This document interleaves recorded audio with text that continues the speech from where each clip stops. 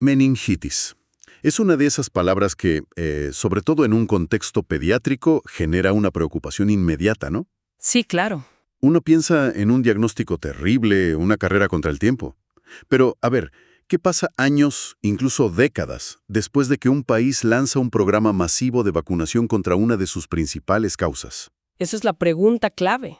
Hoy vamos a analizar a fondo una historia fascinante que se despliega a lo largo de 30 años, gracias a un estudio realizado en México entre 1993 y 2024. 30 años de datos. Es increíble. Exacto. Tenemos sobre la mesa más de 3 décadas de datos para entender el impacto real de las vacunas contra la meningitis neumocócica. Y la idea es desglosar los hallazgos para comprender no solo los éxitos, que son enormes, sino también las consecuencias inesperadas. Exacto. Y hay que decirlo desde el principio. Esta historia va mucho más allá de un simple «la vacuna funcionó» y fin. Totalmente. Es una crónica de adaptación bacteriana en tiempo real. Demuestra cómo, al presionar a un microorganismo en un frente, este busca, y casi siempre encuentra, pues nuevas formas de sobrevivir. Es como una partida de ajedrez. Justo eso. Es una partida de ajedrez muy compleja entre la ciencia médica y la evolución bacteriana. Y cada movimiento cuenta. Vemos un éxito innegable, pero también el surgimiento de nuevos desafíos. ¿Cómo cuáles? Pues el reemplazo de serotipos y un preocupante aumento de la resistencia a los antibióticos. Me gusta esa analogía de la partida de ajedrez. Empecemos por el primer gran movimiento, el que cambió el tablero. La introducción de las vacunas conjugadas neumocócicas, las VCN. El jaque pastor, digamos. Para entender la magnitud de la victoria, ¿cómo era la situación en México antes? ¿Quién era el enemigo? En el enemigo estaba muy bien identificado. Antes de las vacunas, la situación era muy diferente. Un pequeño pero muy agresivo grupo de cepas de la bacteria que conocemos como serotipos. Ok. Eran los adversarios principales. Para ser específicos, solo 4 de ellos, el 14, 6B, 19F y 23F, causaban casi la mitad de todos los casos de meningitis neumocócica en niños. ¿La mitad? Solo 4. Sí, eran los enemigos públicos número 1, por así decirlo. Tenían el control. O sea que un puñado de variantes era responsable de una enorme cantidad de sufrimiento. Entonces, llega la vacuna y a partir de 2012 se implementa de forma generalizada la BCN13. El estudio muestra un cambio drástico. ¿De qué magnitud estamos hablando? Fue un antes y un después, de verdad. Un golpe sobre la mesa. La proporción de casos de meningitis causados por los serotipos incluidos en esa vacuna se desplomó. ¿Cuánto? Pasó de representar el 77.2% de todos los casos a solo el 33.3%. ¡Wow! Es una reducción masiva. Masiva, un éxito rotundo. Y lo más importante es que este efecto fue aún más pronunciado en el grupo más vulnerable, los niños menores de 2 años. Que eran el objetivo principal, claro. Exacto. Es una de esas victorias claras de la salud pública que hay que celebrar. Es una cifra increíble. Pasar de que 3 de cada 4 casos fueran por cepas vacunales a solo 1 de cada 3 es un cambio de paradigma. Sin embargo, hay otra cifra en el estudio que me detuvo un momento. Una tasa de letalidad general del 8%. Sí. Un 8% incluso en hospitales de primera suena altísimo, ¿no? Es un punto fundamental. Esa cifra del 8% es, como bien dices, muy alta, y es comparable a la de países de altos ingresos. ¿Y por qué? La razón más probable, como sugiere el estudio, es que los datos vienen de hospitales de alta especialidad. Centros de referencia. Exacto.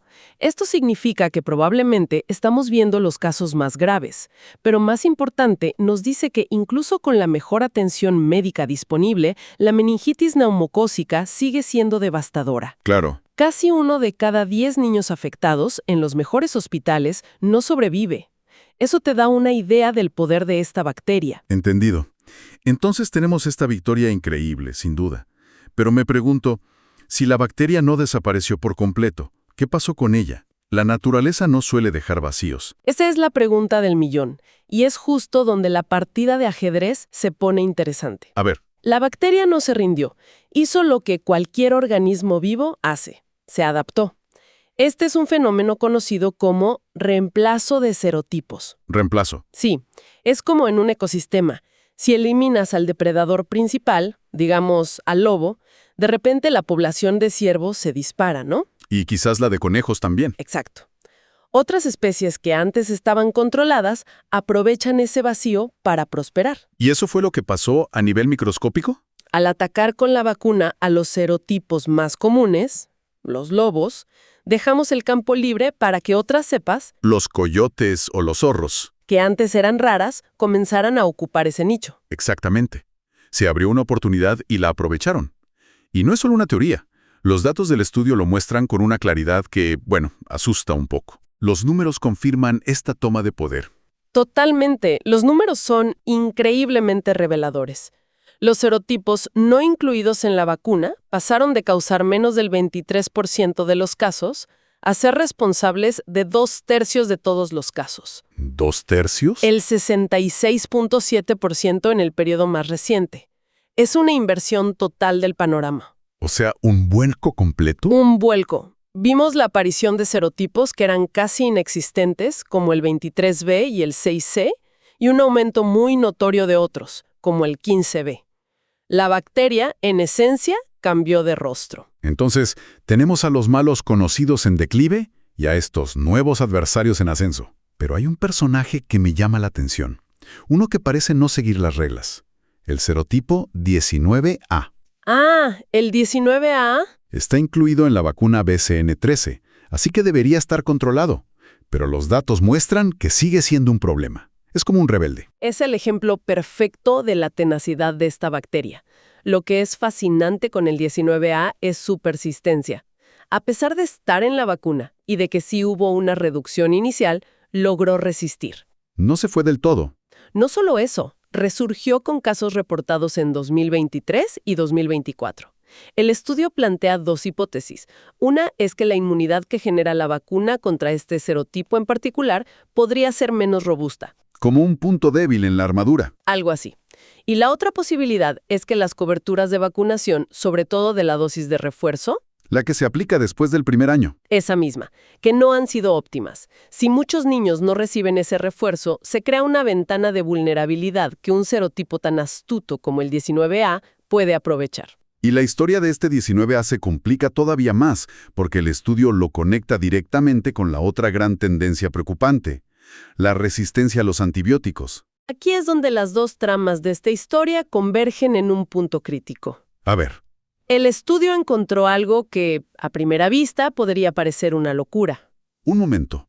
Si la vacuna eliminó a muchos de los peores jugadores, no debería haber bajado la resistencia. Suena contradictorio que la resistencia a un tratamiento de primera línea, como la cefotaxima, aumente.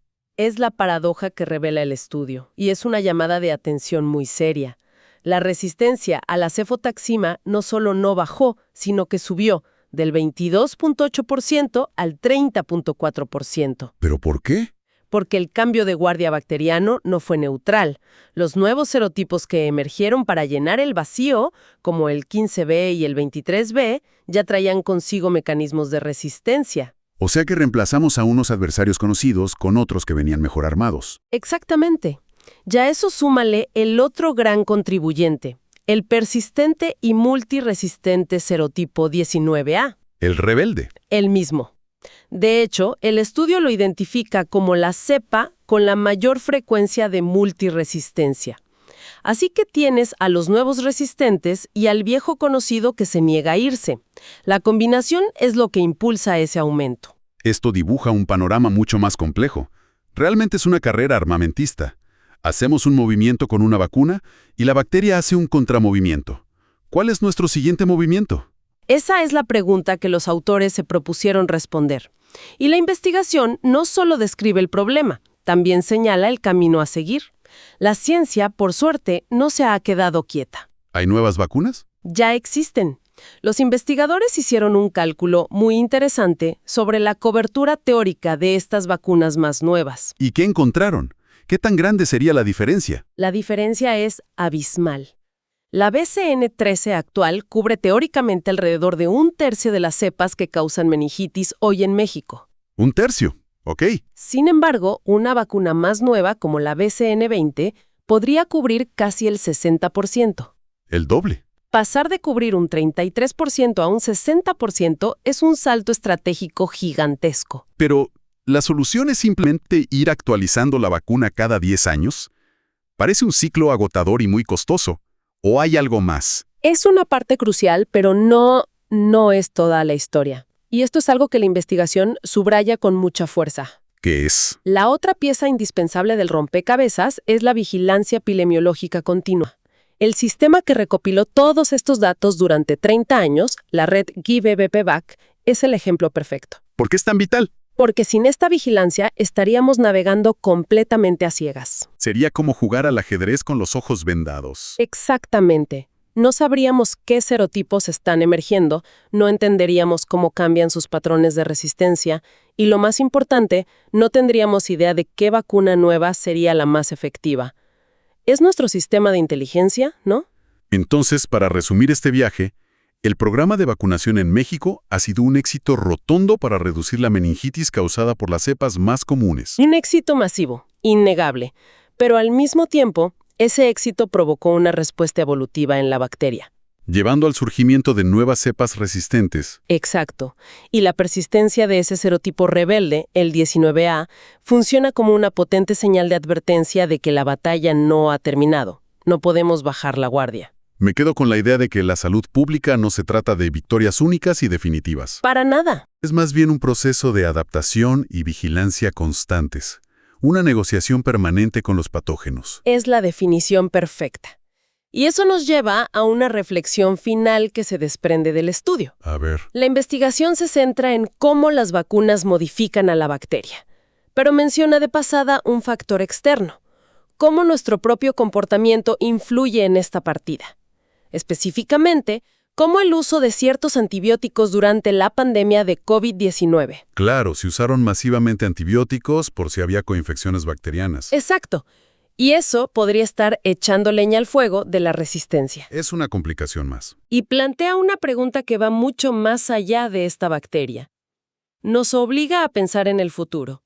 ¿Cómo equilibramos la necesidad de tratar una crisis sanitaria urgente, como fue la pandemia, sin alimentar, sin darnos cuenta, la siguiente gran crisis de salud global que ya está aquí y que es la resistencia antimicrobiana?